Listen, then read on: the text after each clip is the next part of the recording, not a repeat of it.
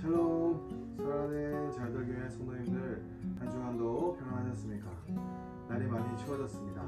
감기에 걸리지 않도록 특별히 건강에 유의하시기 바랍니다. 이번 주 우리는 사무엘하 13장부터 15장까지 말씀을 묵상했습니다. 다시 한번 묵상한 내용을 돌아보며 하나님의 은혜를 경험하는 시간이 되길 간절히 소망합니다. 사무엘하 13장은 압살롬의 반란이 일어나는 첫 과정을 그리고 있습니다. 다윗의 첫째 아들 암논이 병든 채 하고 셋째 아들 압살롬의 누이인 다말을 자기 집으로 오게 합니다. 그리고 암논은 강제로 다말과 동침한 뒤 곧바로 실증을 느끼고 다말을 집 밖으로 쫓아냅니다. 다말은 자기의 오빠인 압살롬을 찾아가 그의 집에서 거주합니다. 모든 것을 안 압살롬은 다말에게 당분간 조용히 지내라고 충고하면서 겉으로는 내색하지 않은 채 암논을 죽일 기회를 노리고 있었습니다. 압살롬은 셋째 아들이었으나 아버지를 이어 왕이 되려는 마음이 강했습니다. 그런데 장자인 암논이 큰 걸림돌이었는데 암논을 제거할 명분을 암논 스스로 제공한 꼴이 되었습니다. 다윗도 이 소식을 들었지만 매우 분노하기만 할 뿐 아무런 조치를 취하지 않았습니다. 이 일이 있은 후 2년 뒤 압살롬이 암논을 죽이려 합니다. 호시탐탐 기회를 노리던 중 양털 깎는 것을 빌미로 가족 잔치를 계획합니다. 추수할 때에 잔치를 하듯 양털을 깎을 때에도 축제를 벌여 기쁨을 나누는 풍속이 그 당시엔 있었습니다. 그래서 잔치를 벌여 암논을 초대한 압살롬은 자기의 부하를 시켜 암논을 칼로 쳐서 죽입니다. 그 자리에 함께 있던 왕자들은 도망하고 압살롬은 구술왕 달메에게 도망하여 3년간 그곳에 머물게 됩니다. 다윗 왕 때 말씀하셨던 하나님의 진노가 다윗의 집안에 이르게 된 것입니다. 다윗은 암논이 다말을 강간했을 때 반드시 엄벌에 처했어야 했습니다. 하지만 자기가 저지른 행동이 자기 아들에서 겹쳐 보였기 때문에 분노만 할 뿐 아무런 조치를 취하지 못했습니다. 그 일로 인해 압살롬은 더욱 마음이 상하게 되었고 결국 첫째 형을 살인하는 데까지 이르게 됩니다. 결국 아버지가 살인을 저지른 것처럼 압살롬도 살인을 저지르게 됩니다. 그 누구도 하나님 앞에서 일들을 처리하려 하지 않았습니다. 죄로 인해 눈이 어두워져 자신의 생각대로 움직이게 되었고 그 결과 하나님의 진노가 다윗의 집안에 임하게 된 것입니다. 14장은 3년간 떠나 있던 압살롬이 예루살렘으로 돌아오는 과정을 기록하고 있습니다. 압살롬이 암논을 죽인 후 3년이란 시간이 지나자 다윗은 압살롬에 대한 그리움이 조금씩 생기기 시작했습니다. 그의 신복 요압이 그 사실을 알고는 압살롬을 데리고 오기 위한 방책을 생각해냅니다. 드고아에서 지혜로운 한 여인을 찾아 다윗 앞으로 상주가 된 것처럼 상복을 입고 나아가라고 합니다. 그래서 다윗 앞에서 그녀는 자기의 두 아들이 서로 싸워서 하나가 죽었는데 사람들이 나머지 한 아들을 처형시키려 한다고 하소연합니다. 다윗은 그 아들을 살려주도록 하겠다고 조치하겠다고 약속합니다. 그러자 여인이 다윗에게 왕은 왜 내쫓긴 아들을 다시 돌아오게 하지 않느냐고 다윗에게 말을 합니다. 그 일을 요압이 꾸몄다는 사실을 다윗은 알았지만 다윗은 요압을 문책하지 않고 압살롬을 다시 불러오라고 그에게 시킵니다. 압살롬이 다윗의 허락을 받고 예루살렘으로 돌아오지만 다윗은 압살롬을 버리고 하지 않았습니다.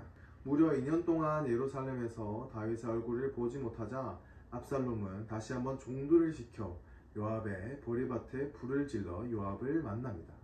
그래서 요압에게 그 술에 있은 것이 여기에 있는 것보다 훨씬 좋았겠다고 말하며 다윗을 만나게 해달라고 간청합니다. 결국 요압이 압살롬의 부탁을 받아 다윗과 압살롬이 만나게 됩니다.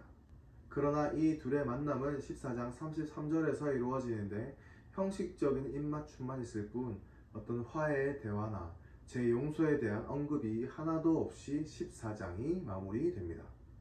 반역을 일으키려는 마음이 생기고 있던 압살롬에게 다윗의 이러한 행동이 더욱 반역에 불을 지르게 했습니다.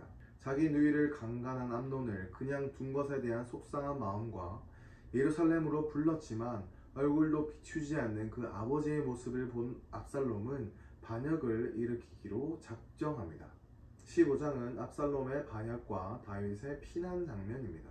다윗의 마음을 확인한 압살롬은 이제 제대로 반역을 시작합니다.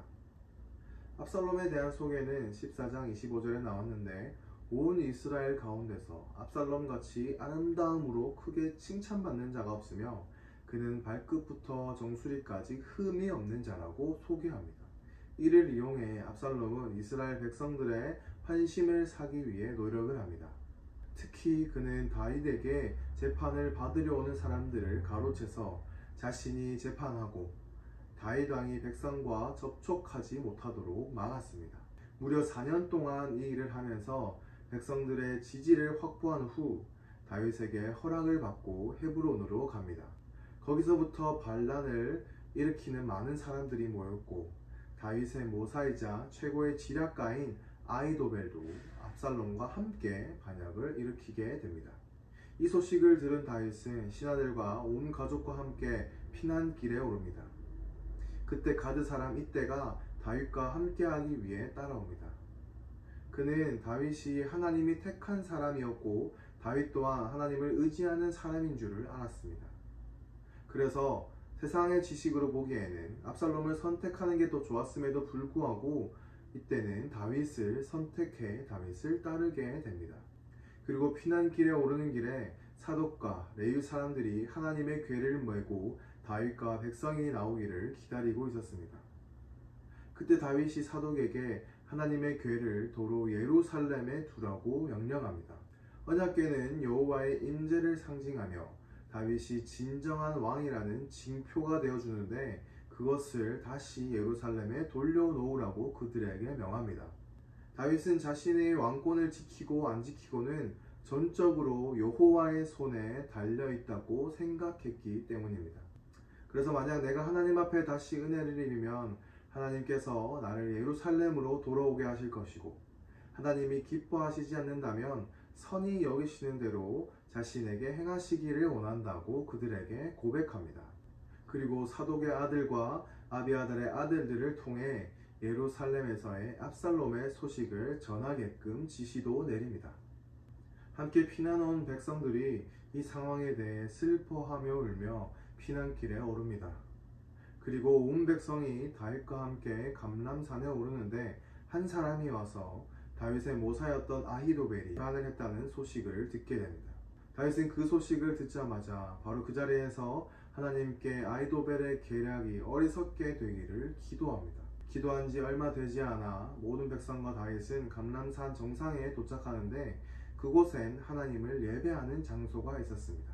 거기서 다윗의 친구 후세를 만나게 됩니다. 그도 다윗과 함께 백성들과 함께 슬픔에 동참하고 다윗이 오르면서 기도했던 그 기도의 응답이 후세를 통해 이루어집니다. 후세는 나이가 많아 다윗의 피난길에 함께 동참할 수 없기에 다윗은 그에게 압살롬에게 가 스파이처럼 지내다 아히도벨의 계략을 깨뜨리라고 부탁합니다. 그리고 미리 보내어둔 제사장들의 아들들을 통해 모든 소식을 전해달라고 후세에게 큰 임무를 주게 됩니다.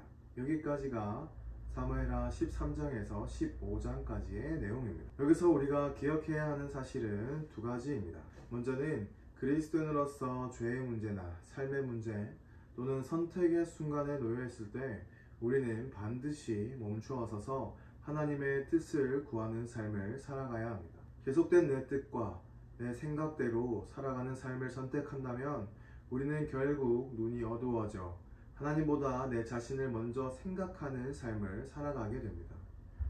그것은 절대 하나님이 원하시는 뜻이 아닙니다. 사무엘하의 다윗의 집안의 일을 보면 내 생각대로 내 경험대로 했을 때의 결과를 우리는 확인할 수 있었습니다. 그렇기 때문에 우리는 오직 하나님 앞에 우리의 뜻을 맡기는 삶을 살아가야 합니다. 두 번째는 모든 상황 속에서 하나님을 의지해야 한다는 것입니다. 다윗은 사울 때와 마찬가지로 광야의 길을 걷게 됐습니다. 그때 다윗이 한 행동은 자기의 왕의 권위를 증명할 수 있는 궤를 돌려보내는 행동을 합니다. 언약궤를 통해 자신을 증명하려 하기보다 모든 것을 주관하시는 하나님을 믿기로 다윗은 선택한 것입니다. 그리고 자기의 모사가 배반했다는 소식을 들었을 때에도 다윗은 분노하기보다 그 자리에서 엎드려 하나님 앞에 그 일을 맡겨드림으로 인해 하나님께서 모든 일을 해결해 주시기를 바라고 있습니다. 이것이 우리가 바로 본받아야 할 삶의 자세입니다. 우리의 힘으로 해결하기보다 잠시 멈추어서 하나님께 문제를 맡겨드리고 하나님의 능력으로 그 모든 문제를 해결해 주시기를, 그리고 당신의 지혜로 문제를 해결할 수 있기를 구하는 삶을 우리는 살아가야 합니다. 하나님의 뜻을 제대로 분별하기 위해 우리는 늘 기도와 묵상 또한 쉬지 않아야 합니다. 바라기는 우리 모두가 우리의 생각과 지식들을 내려놓으시고 오직 하나님의 말씀에 힘입어 우리에게 주시는 그 말씀대로, 그 뜻대로 순종하며 살아가는 저와 여러분들이 다 되시길 주님의 이름으로 간절히 소망합니다. 다음 주는 사무엘하 16장부터 19장까지의 말씀을 묵상하게 됩니다. 여전히 다윗 가정의 혼란에 대한 이야기입니다. 먼저 16장은 다윗의 피난길에 만난 사람들에 대한 이야기와 아히도벨의 다윗과의 싸움의 전략에 대한 내용입니다. 17장은 아히도벨이 작전을 시행하려 하지만 다윗의 모사인 후세가 다른 작전을 내어놓습니다. 그래서 그 소식을 다윗이 듣게 되고 다윗은 그 자리를 피하게 됩니다. 18장은 다윗의 군대가 모여 출전하고 도망하던 압살롬이 죽게 됩니다. 그로 인해 다윗이 승리하게 되지만 압살롬의 죽음으로 인해 다윗은 슬퍼합니다. 19장은 예루살렘으로 돌아가는 다윗의 왕위를 회복하는 내용입니다.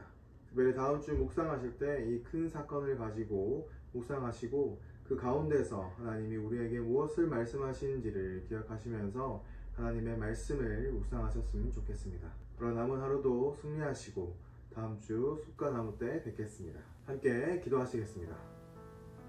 사랑과 은혜가 많으신 아버지 하나님, 참 감사합니다. 이번 주 말씀을 통해 우리의 생각대로 했을 때, 죄를 따라 살아갔을 때의 모습을 보게 해주심에 참 감사합니다. 아버지, 우리는 아버지의 자녀로서 하나님의 뜻을 따라 살아가게 하여 주시옵소서. 우리의 마음과 눈이 죄악으로 인해 가려져 있다면 당신의 말씀과 보혈로 우리를 정결케 하여 주시옵시고, 주님의 자녀로서 새 힘을 얻어 주님의 뜻대로 살아갈 수 있는 우리 모두가 되게 하여 주시옵소서. 다윗과 같이 모든 상황 속에서 어떠한 어려움이 온다 할지라도 주님을 찬양하게 하시고 예배하게 하시고 아버지의 뜻만 구하며 살아가는 우리 모두가 되게 하여 주시옵소서. 그래서 우리 모두가 하나님 안에서 자유하게 하시고 하나님이 말씀하시는 그 뜻대로 살아가는 한 주간이 될 수 있도록 주님 우리의 삶을 인도하여 주시옵소서. 계속되는 사무엘하 묵상을 통해 하나님의 일하심을 보고 느끼는 우리 모두가 되게 하여 주시옵소서. 감사합니다. 사랑합니다. 이거는 고백 살아계신 예수 그리스도의 이름으로 기도드립니다.